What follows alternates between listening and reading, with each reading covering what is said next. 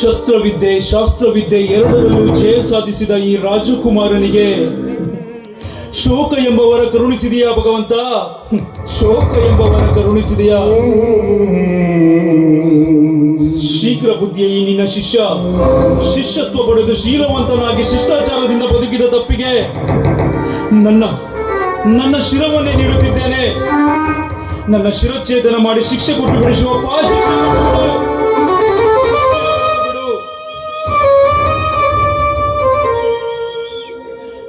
ವಿದ್ಯೆ ಕಲಿಸಿದ ಗುರುವಿನ ಮಾತನ್ನೇ ಧಿಕ್ಕರಿಸಿ ಒಂದು ವೇಳೆ ವರುಣಿಕಾಳನ್ನ ನಾನು ವಿವಾಹವಾದರೆ ಆ ಪುಟ್ಟ ಬಾಲಕ ಅಜೇಂದ್ರನ ಮೃತ್ಯುವಾಗಲಿದೆ ಎಂದು ನನ್ನ ಗುರುಗಳು ಭವಿಷ್ಯ ನುಡಿದಿದ್ದಾರೆ. ನನ್ನ ಸ್ವಾರ್ಥ ಸಾಧನೆಗೋಸ್ಕರ ಆ ಪುಟ್ಟ ಬಾಲಕ ಅಜೇಂದ್ರನ ಮೃತ್ಯುವಿಗೆ ಕಾರಣವಾಗಲೇ ಅಥವಾ ವಚನ ಕೊಟ್ಟು ವರುಣಿಕಾಳನ್ನ ವರಿಸುತ್ತೇನೆ ಎಂದು ವಚನ ಭ್ರಷ್ಟನಾಗಲೇ? ಪರಮೇಶ್ವರ, ದಿಕ್ಕೆ ದೋಚದಾಗಿದೆ ನನಗೆ. ಪರಮೇಶ್ವರ, ನನಗೆ ದಾರಿ ತೋರಿಸು ಪರಮೇಶ್ವರ. ಇಲ್ಲವಾದರೆ ನನಗೆ ಶಿಕ್ಷೆ ಕೊಟ್ಟು ಬಿಡು.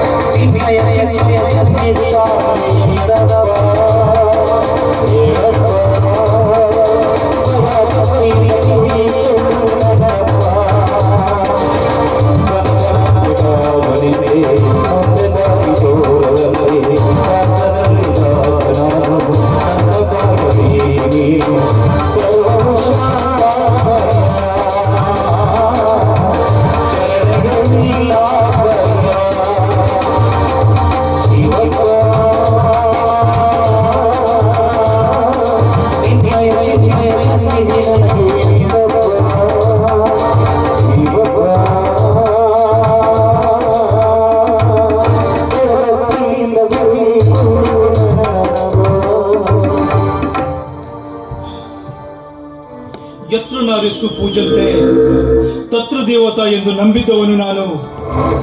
ಆದರೆ ಆರಾಧಿಸಬೇಕಾದ ಸ್ತ್ರೀಗೆ ಅವಮಾನಿಸಿಬಿಟ್ಟೆ ನಾನು.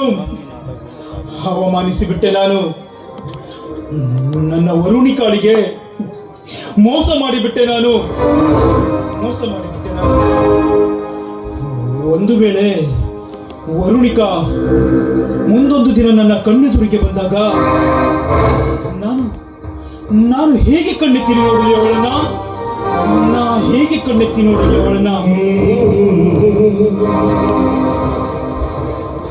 ಒಂದು ವೇಳೆ ವರುಣಿಕಾಳನ್ನ ನಾನು ನೋಡಿದರೆ ನನ್ನ ಮನಸ್ಸು ವಿಚಲಿತವಾಗುವುದು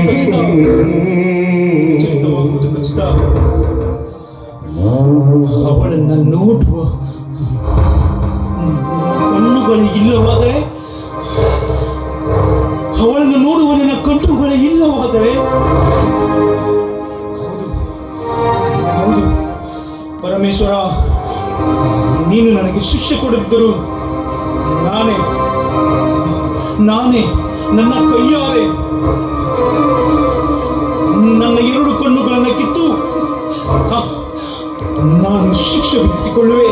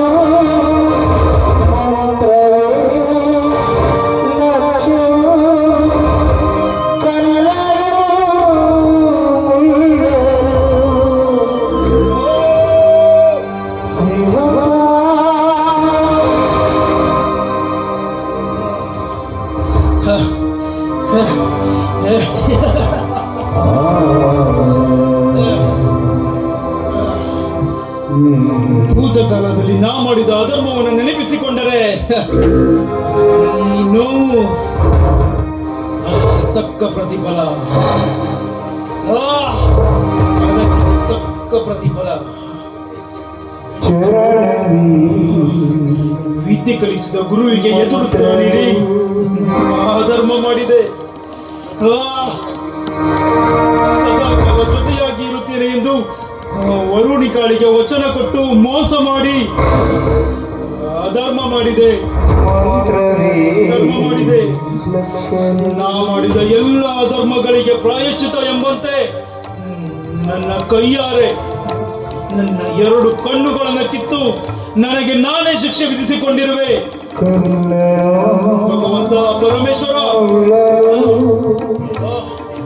ಈ ಕಣ್ಣಿಲ್ಲದ ಈ ಕುರುಡನಿಗೆ ಮುಂದೆ ದಾರಿ ತೋರಿಸುವ ಜವಾಬ್ದಾರಿ ನಿಮ್ಮದು ಪರಮೇಶ್ವರ, ನಿಮ್ಮದು. ಹಿರಿಯ ಕಾವಲಿ ನಿನ್ನದು ಶಂಕರ